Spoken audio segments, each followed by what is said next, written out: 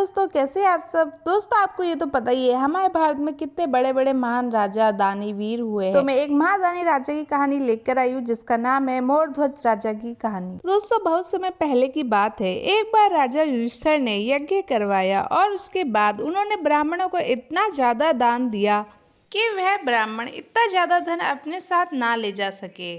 इस पर अर्जुन ने भगवान श्री कृष्ण से कहा, हे मुरलीधर, मेरे भैया युधिष्ठिर जैसा इस संसार में कोई दानी नहीं है। तब श्री कृष्ण कहा कि हे अर्जुन, दान की लिस्ट में तुम्हारे भैया युधिष्ठिर का नाम सबसे नीचे है। तब अर्जुन ने कहा कि अच्छा, आप ही बताइए, दान की श्रेणी में सबसे ऊपर नाम किसका है। तब श्री कृष्ण ने कहा, मोरध्वज राजा। मोरध्वज राजा ऐसे राजा थे जो ब्राह्मणों को उनकी इच्छा अनुसार दान देते थे।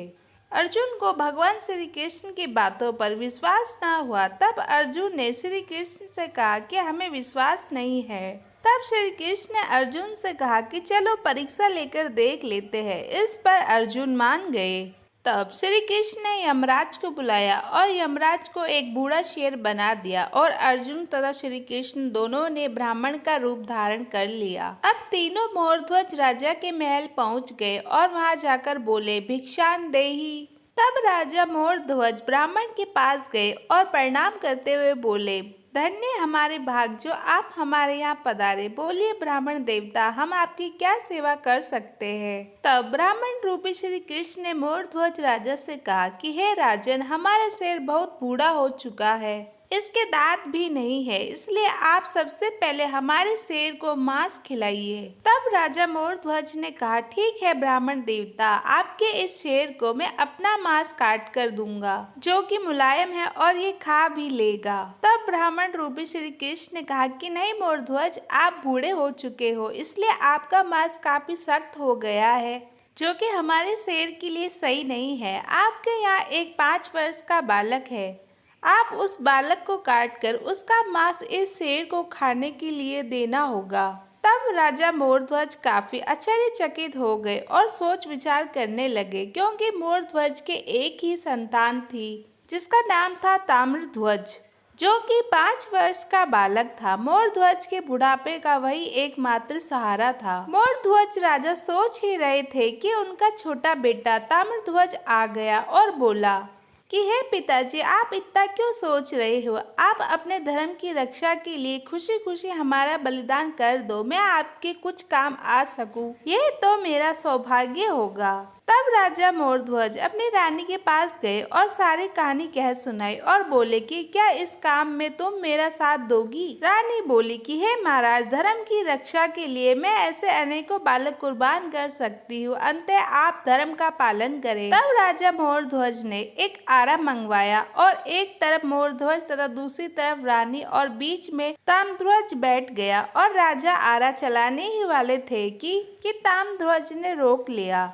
और कान में डालने के लिए रुई लेकर आया और बोला कि इस रुई को अपने अपने कान में डाल लो। ऐसा इसलिए कि जब आप लोग हमें काटोगे तो मेरी चीख निकलेगी। उस चीख को सुनकर यदि आप लोगों ने आरा रोक दिया तो धर्म नष्ट हो जाएगा, इसीलिए ताकि आपका धर्म नष्ट ना हो, मैं कितना भी चीखूं चिल्लाऊं, आपको आरा नहीं रोकना है।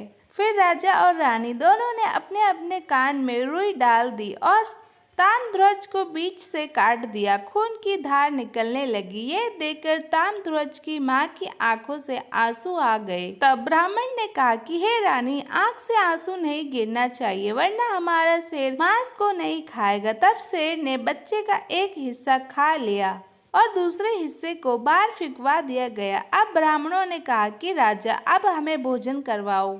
तब राजा मोरध्वज ब्राह्मणों को भोजन करवाने लगे। जैसे ही ब्राह्मण ने पहले भोजन का निवाला मुंह में डालने चले, उसे वापस रख दिया और कहा कि हे राजन, तुम हत्यारे हो, इसलिए हम तुम्हारे यहाँ भोजन नहीं कर सकते, तुमने अपने ही बेटे की हत्या की है।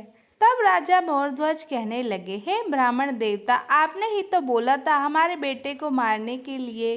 तब ब्राह्मण रूपी श्री कृष्ण ने कहा, अब चाहे जो भी हो, आप हत्यारे हैं, इसलिए हम आपके यहाँ भोजन नहीं कर सकते। इतना कहकर ब्राह्मण और वह शेर दरबार से बाहर चले गए। तब राजा मोरध्वज रोने लगे और कहने लगे कि बेटा, तूने मरकर हमारे धर्म की रक्षा की है, अब जीवित होकर तुम्हें हमारे धर्म की रक्षा करनी है। अब जीवित होकर तुम्हें हमारे धर्म की रक्षा करनी ही होगी। यदि हमारे दरबार से ब्राह्मण भूखा ही चला जाए तो मेरा इतना दान पुण्य करने का क्या मतलब रह जाएगा।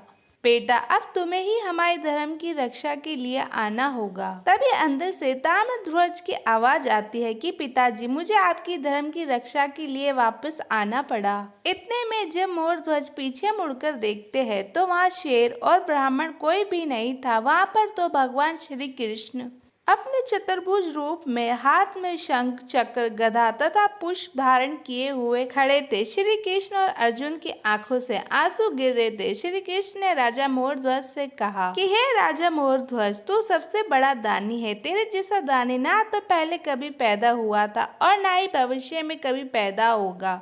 तो दोस्तों, कहानी यही समाप्त हुई। कमेंट करके बताइएगा आपको कैसी लगी। Like and share and subscribe कर दीजिएगा दोस्तों। ऐसी ही कहानी के लिए धन्यवाद। मिलते हैं अगली स्टोरी में। जब तक के लिए राधे राधे, बाय बाय।